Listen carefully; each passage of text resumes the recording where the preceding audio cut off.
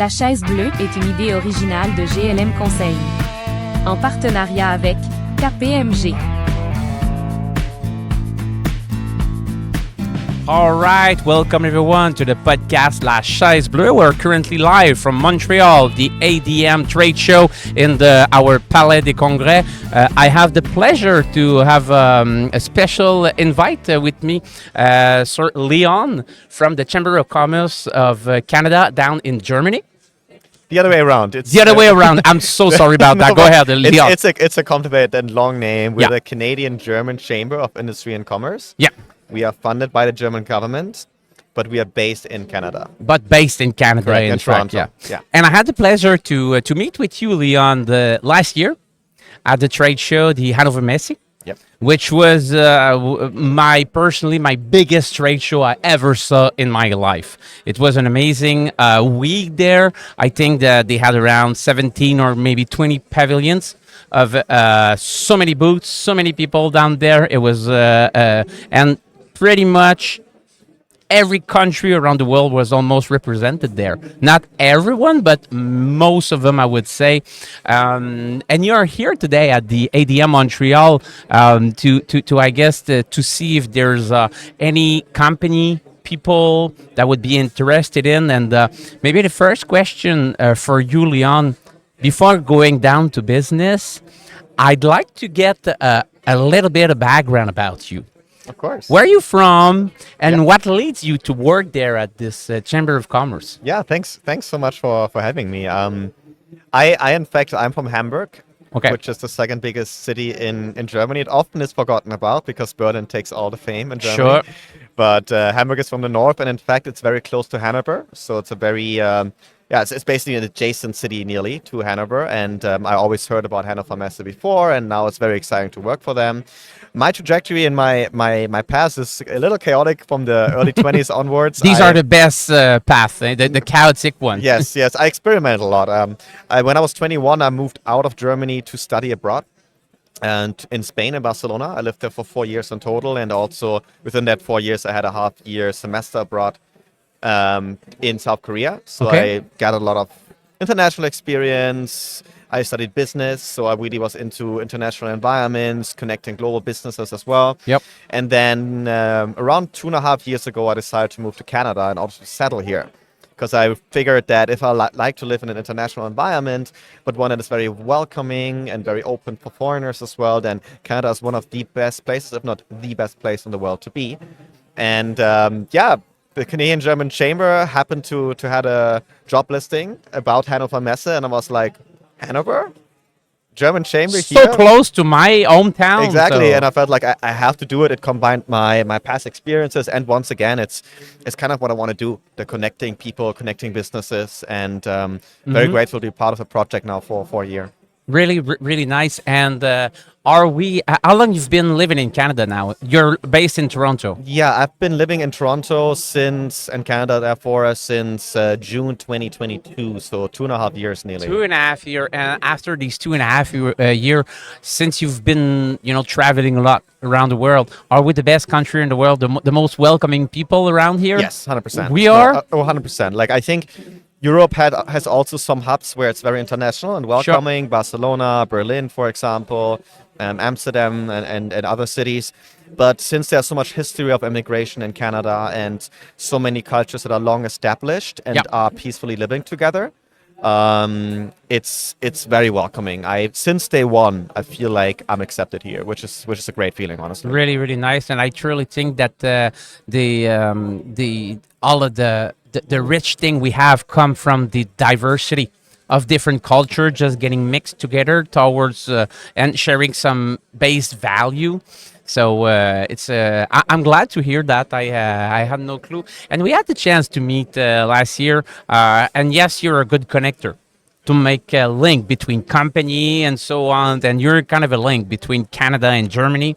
How can we trade, exchange, the way we create value, new ideas? I think we have in Canada two benchmarks towards some company in Germany. and I'm sure some German company can be also inspired by one of the things that we do here in Canada. And I've met you at the Hannover Messe last year, and the Hannover Messe that is coming up next year. Can you tell us a little bit about that? Or you're going to be there? I will be there, yeah. So a little bit of background. Hannover Messe is, you told us in the beginning how big the trade show was, and that it's the biggest trade show you've ever been. Amazing. One of the best tips is to have great shoes. Yes, to walk it's a big around. one. That's what the people are saying. And it's no wonder that you had the feeling it's the biggest trade show you've ever been to, because it is the world's largest industrial trade fair that there is. So it's a very global show. You talked about 17, 20 pavilions. It's more 17, 20 halls, in fact. And each of these halls has Many pavilions, hundreds within pavilions. So we're talking about really a very large show, around 130,000 visitors each year from over 150 countries. So really globally. 150 countries. I Yes. told you every country in the world is Nearly everyone, represented, yeah. but It's a lot. And we have over 4,000 exhibitors. So it's a very, very big show. And the reason why this is for us as the German Chamber very important, of course, is because it connects both from Germany to Canada, but also from Canada to Germany and across the globe. And it's even more important because each year the show has a partner country. And in 2025, this will be Canada. That's why we have been that's ramping something up. there. That's something. There will be a high political presence there, high media presence there. Usually the Chancellor of Germany is there, and the PM from the partner country will speak on Sunday in the opening ceremony. And then also across the 5 days of the show, there will be a lot of events around this partner country concept. And that's why since 2022, when the contract was signed, we have been ramping up the Canadian effort at the show. So usually there were maybe around 15 to 20 companies from Canada represented at Hannover. Okay. This year in 2024, we already had over 80 exhibitors. 80. Yes, and in 2025, we are on track to have over 200 exhibitors from So you Canada. just more than Yes. double every Yes. every year there. It's Quite humongous. amazing. It's amazing. And why people are going to exhibit there?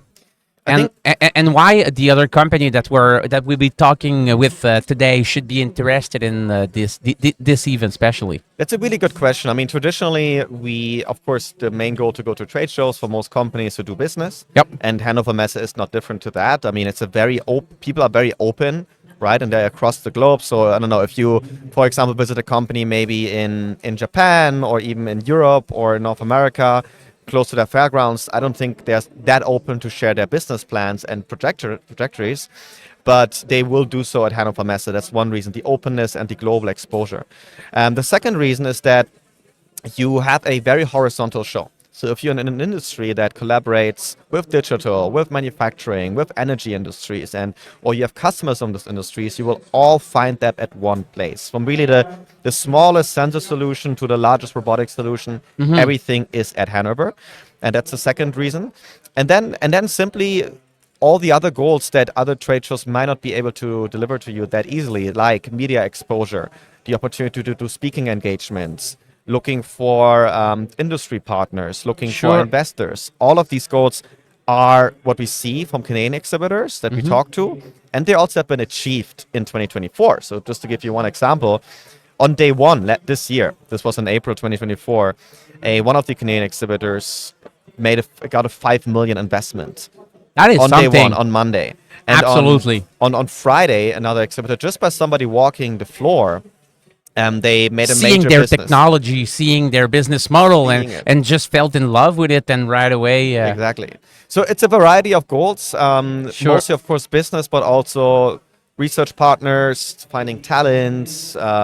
Across the value chain of your company, you can achieve goals there. Yeah. And getting inspired as well by other company living a total different story. I remember last year I had the chance to meet with Ivan, which has a manufacturing business in Ukraine, and he has a truck scale company. And just sitting down with him, talking about his reality, about his resilience, how is he rebuilding his factory, and so on. We had a chance to do a podcast with him, but it's truly a real international experience, and I think there's a lot of value to get out of these meeting.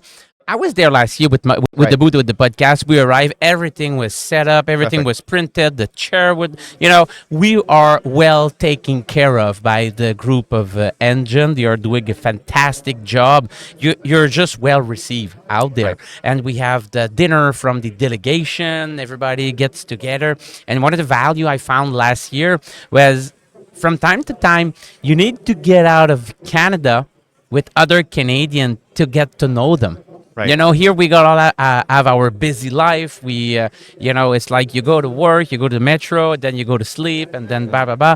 But getting out there as a big delegation of Canadian, it's also a good place to do contact amongst us. So I fully agree with all the parts you're saying. I believe it's an international experience. You need to dig into that and jump in it, but also to get closer to your Canadian fellow. It's it's a we good always place. say that you kind of sometimes you have to travel across the world to make business Sure.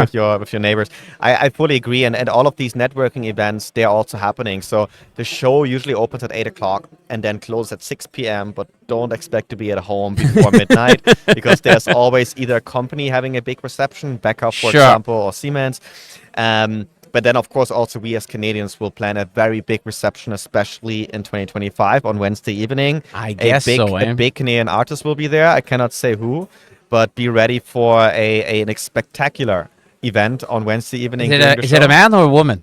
I cannot tell you any more information. But No more question about if you that. dig okay. around all the people involved in this project, you might get more. But Okay, I'm But, gonna dig people from Engine about yes, that. yes. But yeah, that is all going to be there for you in 2025. So it's You really know a what my generational opportunity. suggestion was last year?